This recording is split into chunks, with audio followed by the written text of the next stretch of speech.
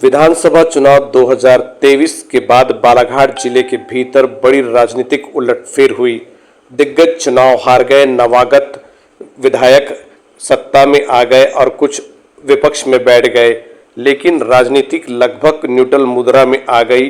क्या सत्ता पक्ष, क्या विपक्ष, जैसे उन्होंने जनता से मोह छोड़ दिया और सब अपने अपने काम में लग गए।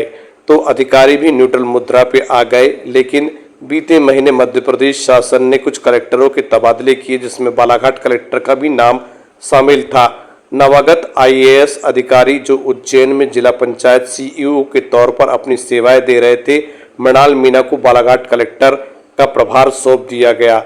अपने कार्यकाल के पहले या दूसरे दिन से ही मृणाल मीणा ने यह दिखा दिया कि वे मैदानी क्षेत्र पर उतरकर काम करने वाले अधिकारी है।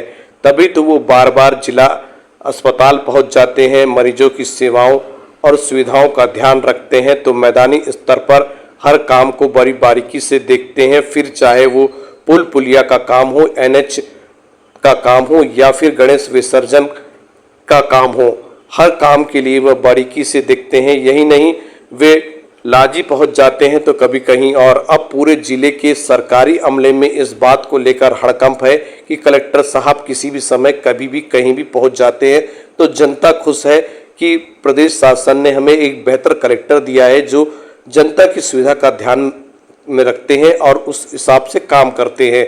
निश्चित ही प्रदेश शासन की इस तरफ तारीफ हो रही है, क्योंकि बालाघाट में सत्ता पक्ष और विपक्ष जैसे मानो कि न्यूट्रल मुद्रा में हो, उन्हें किसी से कुछ लेना देना नहीं है। तभी तो बीते 6 महीने के दौरान ऐसा कोई भी राजनीतिक परिदृश्य दिखाई नहीं दिया कि बाढ़ वाले क्षेत्र में कोई नेता पहुंचा हो, चाहे सत्ता पक्ष या विपक्ष, या फिर सूखे वाले क्षेत्र में कोई नेता पहुंचा हो। हालांकि वाराणसी में कभी कभार पूर्व विधायक प्रदीप जायसवाल मैदानी स्तर पर दिखाई देते हैं।